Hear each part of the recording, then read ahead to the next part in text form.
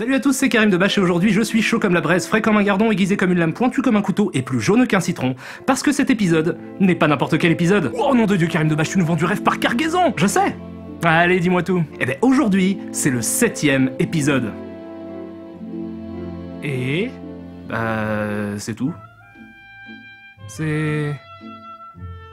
plutôt décevant. Ouais, je sais. On va parler de quel film? C'est Max Payne. Oh... ouais.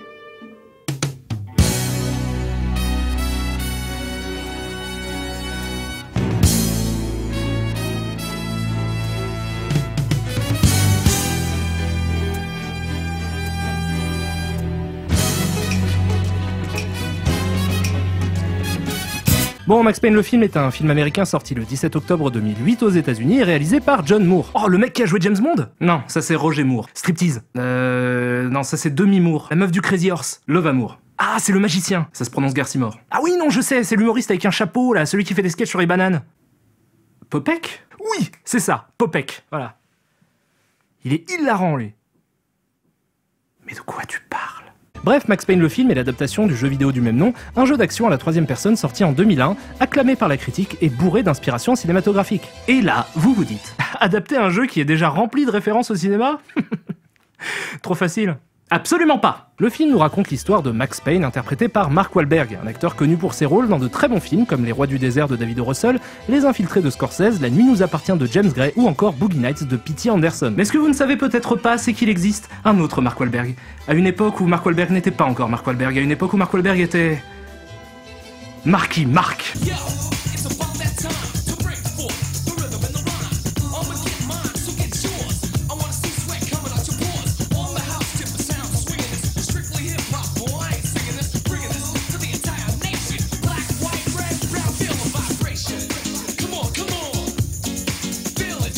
Ok, alors Max Payne est un détective new-yorkais torturé à la recherche des tueurs de sa femme et de son gosse, assassinés quelques années auparavant. Bon, je vais pas m'étendre plus que ça sur le personnage, je suppose que vous le connaissez déjà, mais je vais quand même essayer de vous en décrire la base. En gros, Max Payne dans le jeu est un archétype, celui du flic hard-boiled, comme il en existe depuis les années 30 dans la littérature et le cinéma américain. L'intelligence du jeu, ça a été d'exacerber au maximum tous les traits de caractère de cet archétype, faisant ainsi de Max Payne un personnage sombre, violent, alcoolique et accro aux analgésiques. Et pour le film, c'est pareil. En version Teletubbies. Parce qu'ici le personnage est complètement aseptisé, il n'est jamais badass et il a même l'air plutôt lisse si on le compare aux autres héros de films d'action. Du coup, le reste des personnages passent leur temps à répéter à quel point Max est dangereux et qu'il faut pas s'approcher de lui sous peine de se brûler les ailes. Sauf que non, il fait peur à personne, c'est juste... Marky Mark. Yeah. You feel it, baby?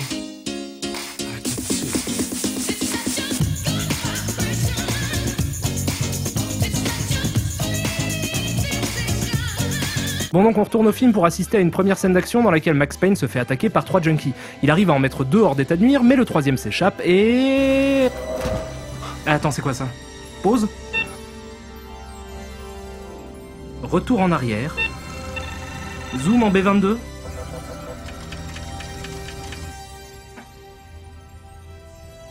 Qu'est-ce que c'est que ce pataquès? Bon, Max Payne va dans un nightclub, toujours à la recherche d'infos sur sa famille morte, et rencontre Natasha Sachs, un personnage interprété par Olga Kurilenko, une habituée des adaptations de jeux vidéo, puisqu'elle joue aussi dans celle d'Hitman. Et on reviendra là-dessus.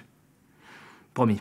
Max Payne ramène Natasha chez lui pour lui poser des questions, sauf que elle s'en fout. Elle est pas là pour ça. Bonjour, je suis Natasha. Je suis un personnage cliché de femme fatale. J'ai un appétit sexuel débordant et je me fous de connaître l'intrigue du film.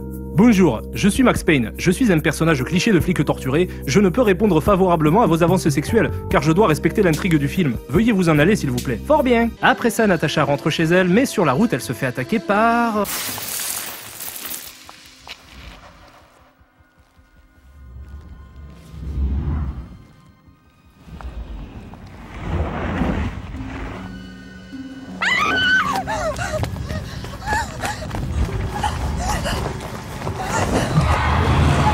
Qu'est-ce que c'est que cette mascarade? Bref, Natasha se fait buter et Max Payne et son collègue Alex enquêtent à ce sujet. Alex réussit à faire le lien entre la mort de Natasha et celle de la famille de Max, il l'appelle donc au téléphone pour le prévenir.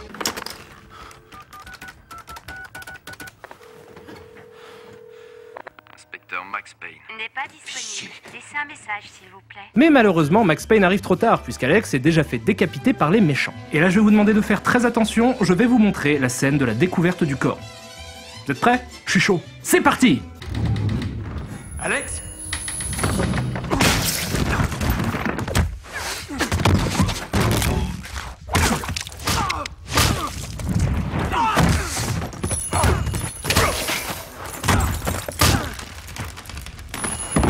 Bon, maintenant, essuyez vos larmes de sang et laissez-moi vous expliquer pourquoi, selon moi, cette scène est symptomatique de l'échec du film.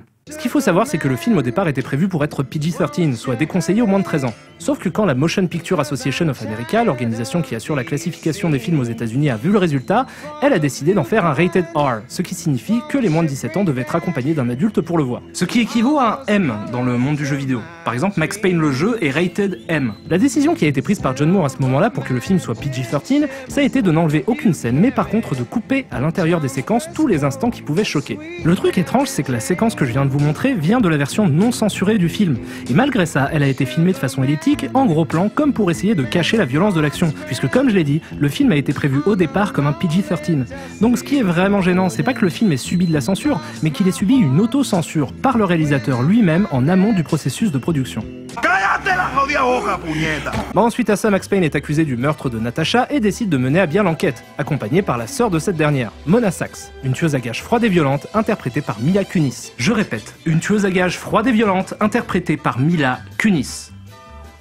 Une des actrices les plus adorablement angéliques de l'histoire d'Hollywood. Soit c'est une blague, soit le directeur de casting est un alcoolique. C'est quoi la prochaine étape? Macaulay Culkin dans le rôle de Staline, Dora l'exploratrice dans le rôle de Michel Fourniret, des bisounours pour jouer la famille Manson? Arrête, ça fait beaucoup trop d'images à cauchemar dans ma tête! Alors le reste du film est simplement une résolution d'enquête, tout ce qu'il y a de plus standard. Max et Mona vont d'indice en indice, de suspect en suspect, et réussissent à atteindre Owen Green, un témoin oculaire du meurtre de Natasha. Owen?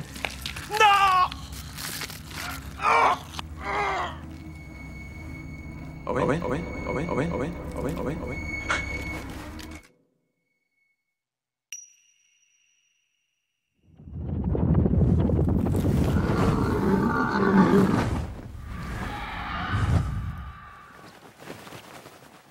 Après ça, Max Payne demande de l'aide à l'ancien partenaire de son père qui bosse maintenant pour une grande firme pharmaceutique du nom d'Aesir.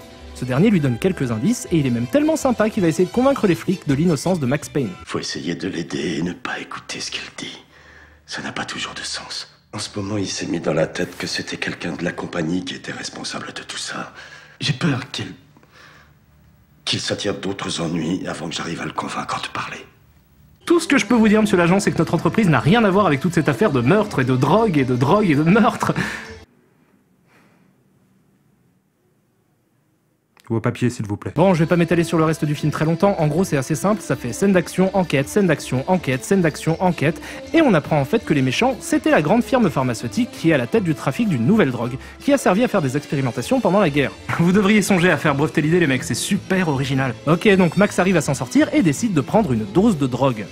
Et maintenant, mesdames et messieurs, pour votre plus grand plaisir, l'équipe du film est fière de vous présenter le... On s'en va, c'est la fête du slip, fais trembler la caméra, mais des démons dans des anges, fais trembler la caméra, fais du feu, je me mis à Kunis avec un Uzi, fais péter le plafond, les flammes de l'enfer. Arrête, ça fait beaucoup trop d'images à cauchemar dans ma tête. Bon, après cet intense moment de cinéma pour épileptiques, l'antagoniste se fait buter et on a même droit à une petite séquence post-générique où Mila Kunis apprend à Max Payne que les producteurs ont très envie de faire une suite pour continuer à violer la licence et qu'il y a un nouveau méchant. Et je pense pouvoir dire au nom de tous que Dieu nous préserve de l'éventualité d'une suite. Parce que c'était nul à chier. Vous savez quoi, je viens juste de me rendre compte d'un autre truc. Je pense que Max Payne le jeu est un meilleur film que Max Payne le film. Parce qu'après tout, le jeu est déjà excellent en termes de mise en scène et témoigne d'une vraie maîtrise du langage cinématographique. Tenez, on va prendre un exemple. La scène du meurtre de la famille de Max Payne. Dans le jeu, elle arrive au début, elle sert d'introduction. C'est une structure classique que l'on retrouve dans tout un tas de films de vengeance et de Vigilant Movie. Mais c'est super efficace parce que du coup, le côté borderline du personnage est justifié par l'affect. Et même si on n'a pas 40 lignes de dialogue pour l'expliquer, on nous a déjà fait ressentir l'horreur qu'il a traversée, ce qui est excellent pour l'immersion. Dans le film, par contre, elle arrive en flashback au milieu de l'intrigue, ce qui redéfinit complètement le personnage en plein centre du récit. Ça peut être valable quand c'est bien fait, mais le problème c'est qu'à cause de ça, pendant toute la première moitié du film, Max Payne est un personnage mystérieux à qui il manque tout un tas de traits de caractère nécessaires à l'empathie. Et c'est pas tout, toujours sur cette scène. Le jeu est un TPS, ce qui fait que quoi qu'on fasse, la caméra suit le personnage, et le jeu a l'intelligence d'opérer une progression dans l'horreur en jouant sur les éléments du décor. Plus on avance, plus on se rend compte que quelque chose de grave s'est produit.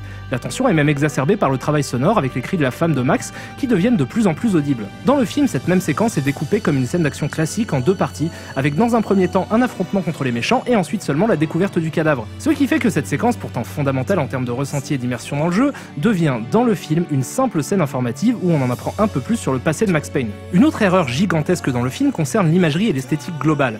Pour faire simple, je trouve le film beaucoup trop propre, l'image beaucoup trop léchée et les plans trop millimétrés. Et c'est selon moi un écueil classique dans lequel tombent beaucoup de cinéastes qui veulent adapter des jeux vidéo. Avec le même scénario, si Max Payne n'avait pas été un jeu, le film n'aurait jamais ressemblé à ça. La seule chose qui justifie cette esthétique, c'est le fait que le réalisateur a essayé de faire plaisir non pas aux fans du jeu vidéo, mais aux fans de jeux vidéo, ou en tout cas à l'image qu'il se fait des fans de jeux vidéo. Le film est complètement aseptisé, calibré pour le plus grand nombre. On lui a retiré tout ce qui rendait l'œuvre subversive et donc par conséquent tout ce qui faisait son sel. Et le pire dans tout ça, c'est que si vous êtes fan de Max Payne, il y a déjà 1 milliard de films à voir avant de vous tourner vers l'adaptation. L'histoire du cinéma regorge de Max Payne, du film noir hollywoodien des années 30 aux actionneurs hongkongais des années 80 et 90, en passant par tous les néo-noirs qui sortent régulièrement sur les écrans. Si vous voulez voir du Max Payne au cinéma, remontez à la source. Pourquoi se contenter d'une version passée à la moulinette consensuelle d'Hollywood? Et comme je suis de bonne humeur aujourd'hui, j'ai décidé de vous offrir une petite liste de films qui vous feront sûrement très plaisir si vous êtes fan de la saga Max Payne. En chanson! À toute épreuve Chinatown, Miami Vice et Serpico, Dead Set Pen, Sueur Froide, Payback et Memento, Robocop, Insomnia, Blade Runner, Narc et Le Grand Sommet, et les Confidential, c'est beaucoup mieux que Max Payne. Collatéral, C'est mieux que Max Payne. et l'arme fatale, C'est mieux que Max Payne. Donnie Brasco, Hit et Dread, même un flic à la maternelle, c'est mieux que Max Payne. Dirty Harry, Training des Copland et le Faucon Maltais, la loi du milieu, gueule du pieds infiltrés, un justicier dans la ville d'ailleurs, c'est Seven et bas lieutenant, c'est vachement mieux, même à la Nouvelle-Orléans.